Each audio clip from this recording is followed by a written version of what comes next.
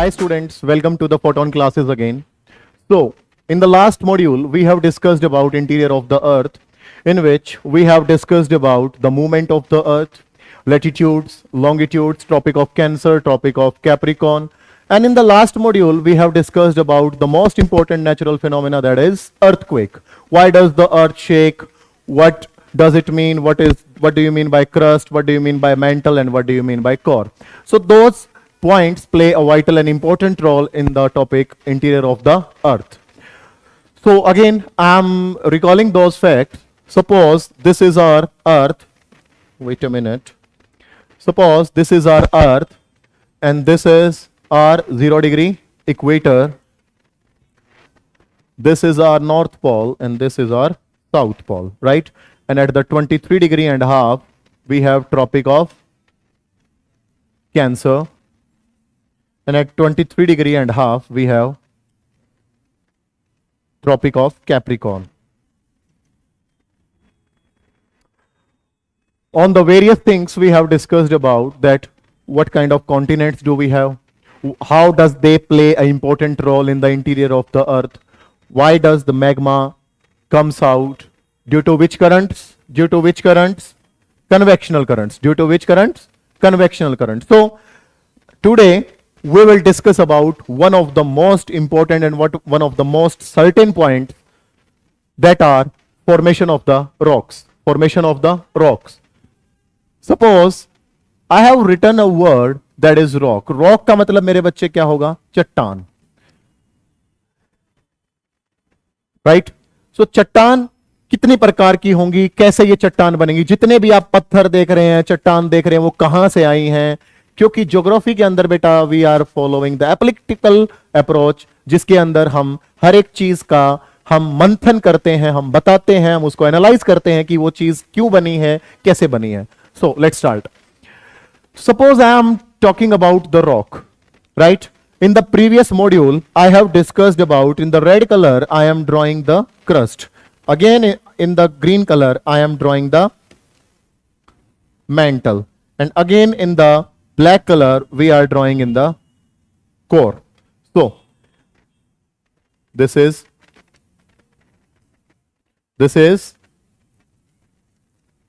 and this is. So, as I have already told you that I have chosen the color magma. ये क्या होगा मेरे बच्चों? Magma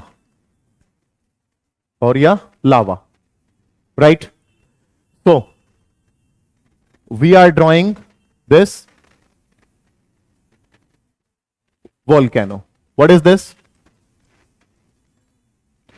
volcano.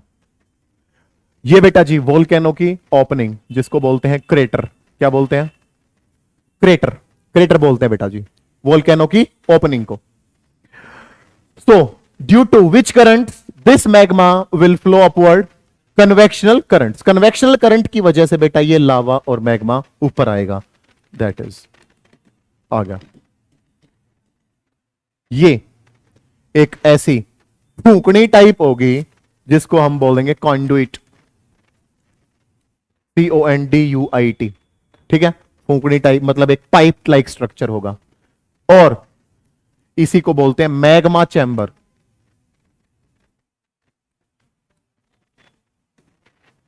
Magma chamber. Suppose we are calling it a magma chamber, then अब ये जो magma और लावा है, ये कन्वेक्शनल करंट की वजह से ऊपर आएगा बेटा. लो जी आ गया और एकदम से ये बाहर निकलेगा विद एन एक्सप्लोजन, धमाके के साथ. और उसी को मेरे बच्चों हम बोलेंगे वोल्केनिक इरप्शन. उसी को मेरे प्यारे बच्चों हम बोलेंगे वोल्केनिक इरप्शन. ठीक है? अब वोल्केनिक इरप्शन हो गई, अब लावा क्या आ गया? बाहर आ गया. इतनी कहानी हमने सीख ली जी. ठीक है? अब यहां से बेटा जी कहानी अलग से चालू होती है, जिसको हम बोलते हैं बेटा जी, what is it? Formation of the rocks. That is formation of the rocks. लो जी, फॉर्मेशन ऑफ द रॉक्स. जैसे ये लावा बाहर आया है, क्या ये बर्फ जितना ठंडा है? नहीं, it is very hot, it is very hot. बाहर आया बेटा ये लावा। अब ये लावा बाहर आके, अब क्या बाहर भी इतना ही टेम्परेचर है जितना ये अंदर है? नो, टेम्परेचर क्या है? काफी कम है एज कंपेयर टू क्रस्ट और मेंटल। अब बेटा ये जो लावा है ये क्या जम जाएगा, और जमने की इंग्लिश क्या होगी? सॉलिडिफाई। ये लावा क्या जम जाएगा, और जमने से पहले बेटा ये लावा हजारों किलोमीटर तक फैल जाएगा, हजारों किलोमीटर तक। और उसी को बेटा जी क्या बोलेंगे? Basalt flows. Basalt flows. Again, I'm telling you, this is crust, this is mantle, this is core. Due to convectional current, magma comes upward through the magma chamber and it will explode through the crater. After that, what will happen? Due to the low temperature, that lava will get solidified, and before getting solidified, it will flow thousands of kilometers. And for that term, we will use basalt flows. यहां तक कोई दिक्कत? I hope कि ये चीजें आपको समझ में आ रही होंगी। ठीक है, नेक्स्ट।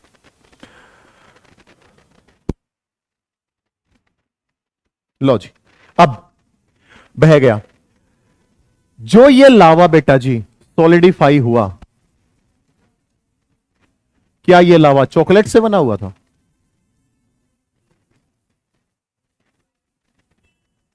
क्या ये लावा आइसक्रीम से था? नहीं, ये तो सर ने आपको सिर्फ और सिर्फ इतना सिखाया था कि depth is directly proportional to density, pressure and temperature. जितना नीचे जाते गए टेम्परेचर बहुत ज्यादा बढ़ता गया, और जितना भी मटेरियल क्रस्ट, मेंटल और कोर के अंदर था वो क्या सब कुछ पिघल गया। सब कुछ पिघल गया तो वो कन्वेक्शनल करंट की वजह से ऊपर आया, और बाहर टेम्परेचर कम होने के कारण वो जम गया, सॉलिडिफाई हो गया, और उसने बेटा जी एक चट्टान को जन्म दिया। क्योंकि ये आग से बने हैं, लैटिन का वर्ड हम इसके लिए यूज करते हैं इग्निस। क्या यूज करते हैं? इग्निस। मारुति सुजुकी इग्निस नहीं, इग्निस। इग्निस का मतलब क्या है? इग्निस का मतलब fire.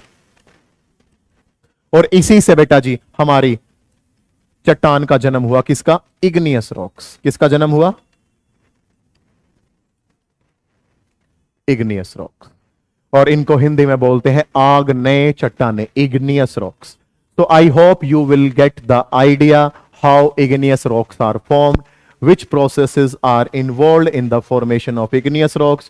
Why do we call them igneous rock? So I hope these points are very clear to you. Now, igneous means fire, igneous rocks, all these kind of facts.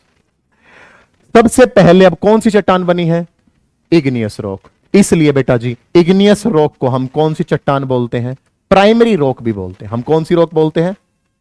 Primary rock. यही question बेटा जी NDA के अंदर आया हुआ था, which rock is called as the primary rock. तो primary rock, प्राथमिक चट्टाने हम किसको बोलेंगे? इग्नियस रॉक्स को। क्यों? क्योंकि ये सबसे पहले बन रही हैं, right? So as I have already told you that you have to be competent and perseverant in English, so in order to write it, you will get the idea and you will learn that how you have to write it, right? So you will write, we have three portions on the earth, that is crust, mantle and core. Between mantle and asthenosphere, we have magma flowing, and due to convectional current, it comes upward towards the magma chamber, and through the crater, volcanic eruption is there. When lava comes out, it flows through thousands of kilometers, and that is known as basalt flows. And because of the presence of low temperature outside, that lava got solidified. और वो solidify होने के बाद बच्चों वो क्या किसको जन्म देता है? igneous rocks को। Very nice.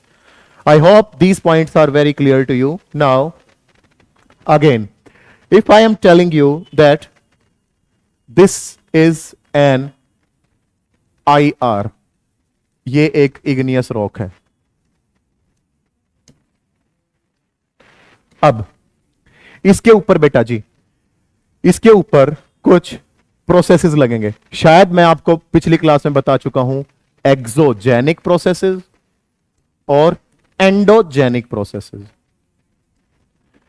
एक्सो शब्द किससे मिलके बना है? एक्सटर्नल से, मतलब जो बाहर प्रोसेसेस लगेंगे, और एंडो शब्द किससे मिलके बना है? इनर से, जो अंदर प्रोसेसेस लगेंगे। राइट। अब इस इग्नियस रॉक पे बेटा जी, ये बेटा मैंने सन बना दिया, ये सनलाइट बना दी, ये सनलाइट इसके ऊपर गिरेगी। ये मैंने क्या बना दी? हवा, हवा रानी हवा, हवा बना दी जी, ये एयर बना दी। ठीक है। अब ये क्या बना दिया भाई मैंने? ये बना दिया रनिंग वाटर।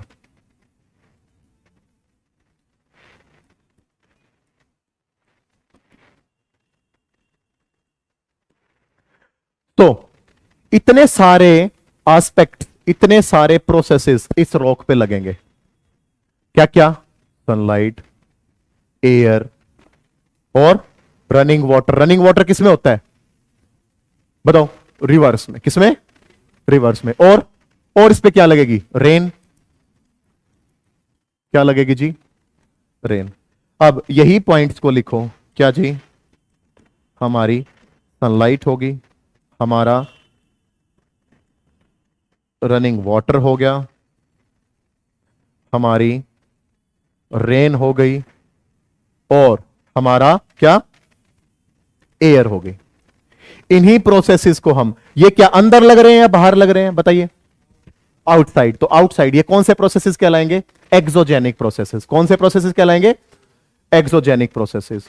उनकी वजह से मेरे प्यारे बच्चों अब होगा क्या कि ये रॉक छोटे छोटे छोटे छोटे पैग नहीं बनाने, छोटे छोटे रॉक्स में टूट जाएगी। लो जी, गाना है ना, छोटे छोटे पैग बना। ठीक है, पैग बनाएंगे हम जब एनडीएम सिलेक्शन हो जाएगा। लो जी, छोटे छोटे रॉक्स में टूट गई अभी। ओके, छोटे छोटे रॉक्स में टूट गई, छोटे छोटे सेडिमेंट्स में टूट गई। और अब छोटे छोटे सेडिमेंट्स में टूट गई, किसकी वजह से टूटी? Exogenic processes. कौन कौन से प्रोसेसेस थे वो? सनलाइट थी, एयर थी, रनिंग वाटर था और रेन थी। उनकी वजह से ये छोटे छोटे सेडिमेंट्स में टूट गई जी। सेडिमेंट में टूटने के बाद अब अगेन, लो जी,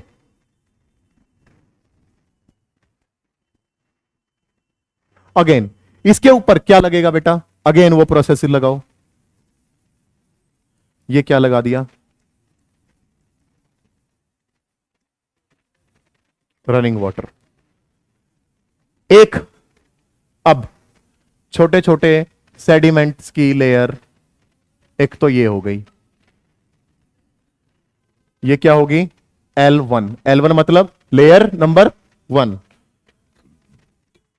फिर रनिंग वाटर से छोटे छोटे सेडिमेंट्स की लेयर दूसरी बन गई, उसके ऊपर ही फिर तीसरी लेयर बन गई। ये बेटा डिजाइन नहीं बना रहा हूं मैं, ये लेयर बना रहा हूं। फिर चौथी लेयर बन गई येलो कलर की, और then these layers got cemented due to the process of cementation, and this process is known as cementation.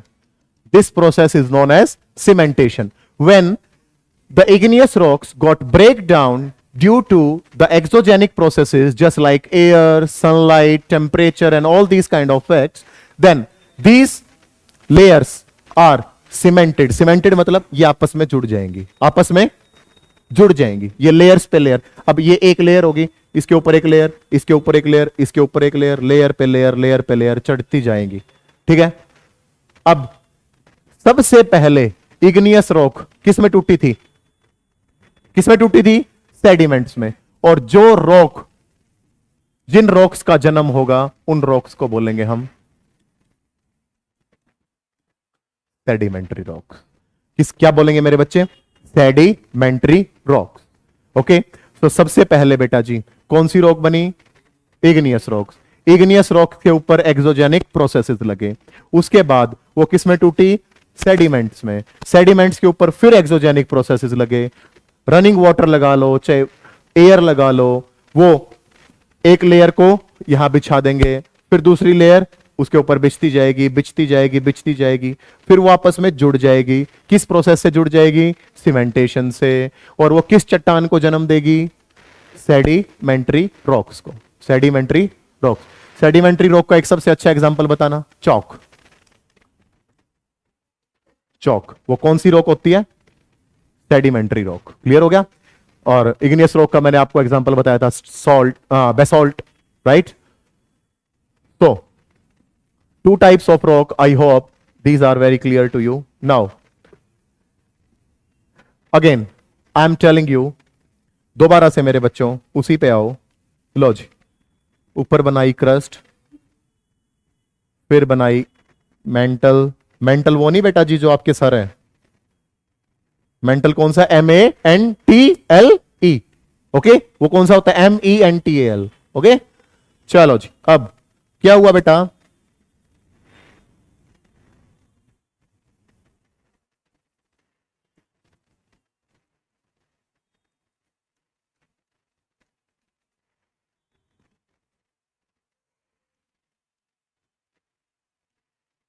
And this is core. अब जैसे जैसे बेटा जी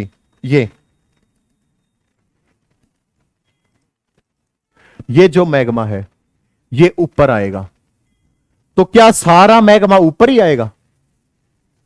नहीं, थोड़ा सा मैग्मा क्या करेगा? इधर चला जाएगा, दाएं बाएं, इधर चला जाएगा।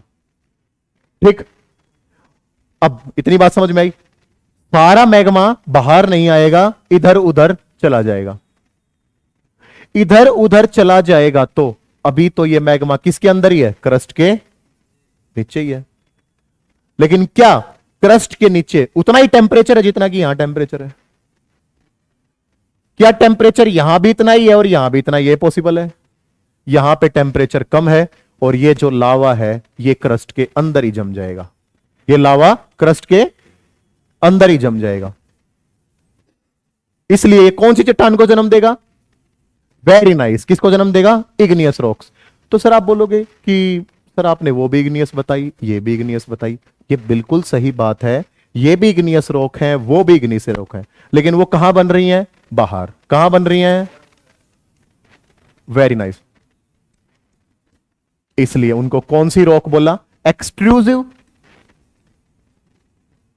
Igneous rocks. कौन सी रॉक बोला मेरे बच्चों? Extrusive igneous rocks. एक्सट्रूसिव शब्द किससे मिलके बना? एक्सटर्नल से। वो रॉक जो क्रस्ट के बाहर बनती हैं उनको क्या बोलते हैं? Extrusive igneous rock. और वो रॉक जो क्रस्ट के अंदर बनती हैं उनको क्या बोलेंगे बेटा? Intrusive igneous rocks.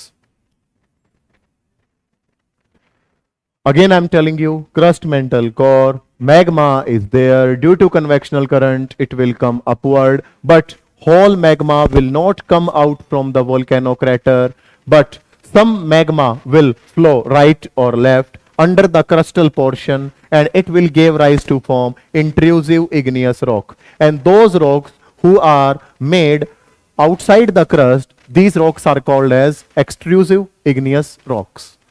Extrusive igneous rocks और intrusive igneous rocks में I hope you made the difference. यहां तक कोई दिक्कत? बोलो ना। यस, ठीक। चल, अब फिर वही बात, crust, mantle, core. This is an intrusive rock. This is an intrusive igneous rock.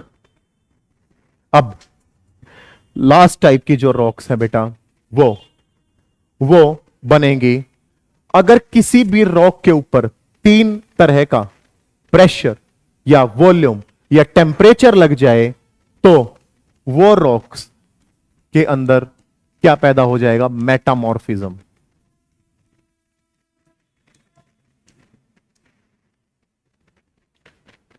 तीन तरह के इसके ऊपर प्रोसेस लगने चाहिए और वो सर ने कौन से लिखे हैं? PVT। P for pressure, V for volume, और आई होप T आप जानते ही होंगे, टेम्परेचर। तो मेरे बच्चों, अगर किसी भी रॉक पे, चाहे वो इग्नियस हो चाहे वो सेडिमेंट्री हो, अगर उसके ऊपर तीन फैक्टर्स प्रेजेंट हैं, कौन से? प्रेशर, वॉल्यूम या टेम्परेचर, तो उस रॉक में क्या पैदा हो जाएगा? मेटामॉर्फिज्म। मेटामॉर्फिज्म। और यह मेटामॉर्फिज्म होने के बाद वो रॉक क्या अपना रूप बदल लेगी, वो अपना रूपांतरित कर लेगी और इसी वे से नई चट्टान का जन्म होगा, जिसको हम बोलते हैं मेटामॉर्फिक रॉक। क्या बोलते हैं बेटा? Metamorphic rock. Again I am telling you, अगर किसी भी रॉक के ऊपर, चाहे वो इग्नियस हो चाहे वो सेडिमेंटरी हो, उसके ऊपर तीन फैक्टर्स प्रेजेंट हैं, that is PVT, P for pressure, V for volume, T for temperature, then one process will occur that is known as metamorphism, and due to that metamorphism, that rock will change itself into the metamorphic rock. इसीलिए बेटा जी वो rock खुद को रूपांतरित कर लेगी, अपना रूप बदल लेगी और वो रॉक क्या बन जाएगी? Metamorphic rock.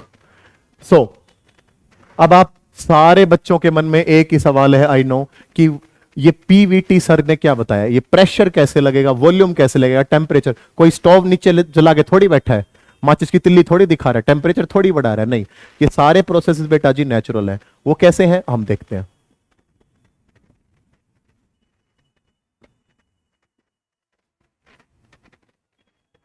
Low ji, again crust, mantle, core.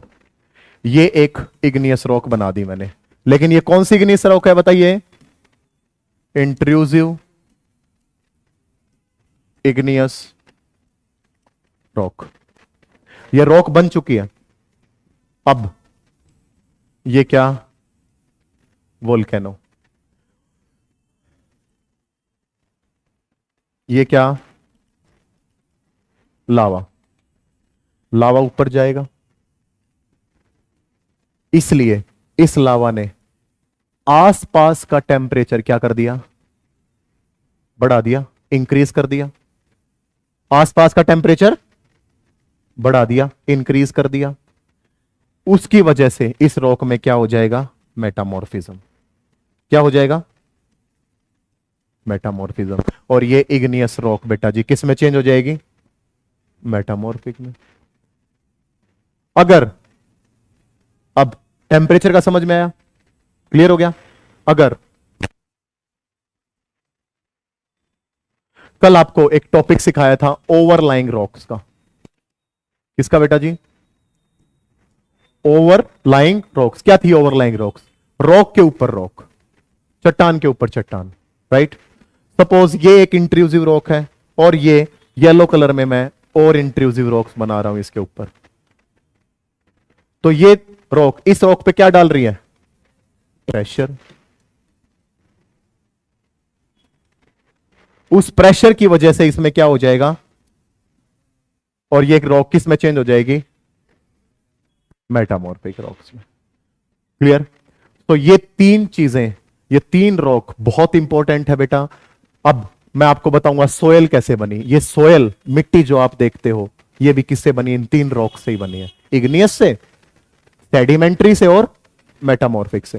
So an overview, crust, mantle, core, magma flows, then after that due to convectional current that lava comes out, and due to the low temperature outside the lava got solidified and it gave rise to the form of igneous rock.